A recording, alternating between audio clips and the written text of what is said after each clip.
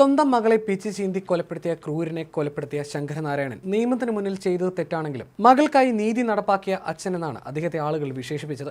പലപ്പോഴും പ്രതികൾക്ക് ശിക്ഷ വിധിക്കുമ്പോൾ ചില സാഹചര്യങ്ങളിലെങ്കിലും നമ്മുടെ നിയമം നിസ്സഹായമായി പോകാറുണ്ട്. അത്തരം നിസ്സഹായതയ്ക്ക് മുന്നിൽ വിധിയെ പഴിച്ച് നോക്കി നിൽക്കാനല്ല ആ അച്ഛൻ ശ്രമിച്ചത്. മക്കളുടെ ഘാതകനെ ഇല്ലാതാക്കി അദ്ദേഹം നിയമത്തിന് മുന്നിൽ കീഴടങ്ങി. ആ നിയമം തന്നെയാണ് അദ്ദേഹത്തിനെതിരെ തെളിവില്ല എന്ന് കണ്ട് വെറുതെ വിട്ടത്. ഒടുവിൽ 75-ാം വയസ്സിൽ മകളുടെ ഓർമ്മകളും പേറി ആ അച്ഛൻ ഈ ലോകത്തിൽ നിന്നും വിടവാങ്ങിയിരിക്കുകയാണ്. വാർദ്ധക്യ സഹജമായ അസുഖങ്ങളെ തുടർന്നായിരുന്നു ശങ്കരനാരായണന്റെ മരണം. മഞ്ചേരിയിലെ വീട്ടിൽ വെച്ചായിരുന്നു മരണം. 2.5 പതിറ്റാണ്ടായെങ്കിലും അത്ര പെട്ടെന്നൊന്നും മലയാളികൾക്ക് മറക്കാൻ കഴിയാത്ത ദിവസമാണ് 2001 ഫെബ്രുവരി 9. വെറും ഒരു ക്ഷീര കർഷകൻ മാത്രമായിരുന്നു ശങ്കരനാരായണൻ. മലപ്പുറം മഞ്ചേരി ചാരങ്കാവ് ചേണോട്ടുകുന്നിൽ പൂവഞ്ചേരി തെക്കേ വീട്ടിൽ ശങ്കരനാരായണന് കൃഷ്ണപ്രിയ എന്നൊരു മകളുണ്ടായിരുന്നു. 2 ആൺമക്കൾക്ക് ശേഷം ശങ്കരനാരായണനും ഭാര്യ ശാന്തകുമാരിക്കും ജനിച്ച ഏക മകൾ. ഏട്ടന്മാരുടെ പ്രിയ അനിയത്തെക്കുട്ടിയായി അച്ഛന്റെയും അമ്മയുടെയും പൊന്നോമനയായി 13 വയസ്സ് വരെ ജീവിക്കാനേ ആ പെൺകുട്ടിക്ക് വിധിയുണ്ടായിരുന്നുള്ളൂ. 2001 ഫെബ്രുവരി 9 പതിവ് പോലെ സ്കൂൾ വിട്ട് വീട്ടിലെത്താറുള്ള കൃഷ്ണപ്രിയ അന്നേ ദിവസം വീട്ടിലെത്തിയിരുന്നില്ല. കാണാതായതിനെ തുടർന്ന് നടത്തിയ അന്വേഷണത്തിലെ ഒടുവിലായിരുന്നു ആ 13-കാരിയുടെ മൃതദേഹം കണ്ടെത്തുന്നത്.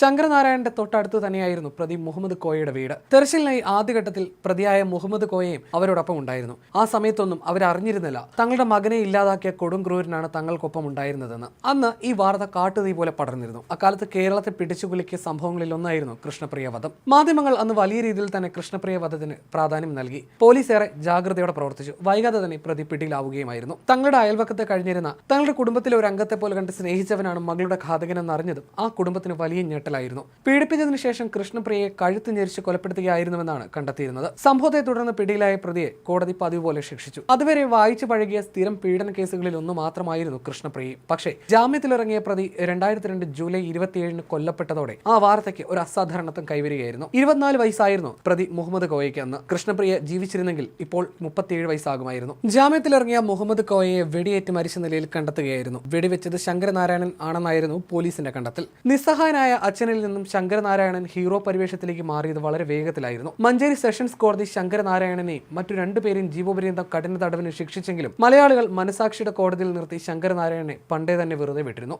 പിന്നീട് നീതി ദേവതയും കണ്ണു തുറന്നു. ശങ്കരനാരായണനെ 2006 മെയ് മാസം തെളിവുകളുടെ അഭാവത്തിൽ ഹൈക്കോടതി വെറുതെ വിട്ടു. കോടതിയുടെ മാനുഷിക മുഖം മലയാളി കണ്ട ദിവസം കൂടിയായിരുന്നു അത്.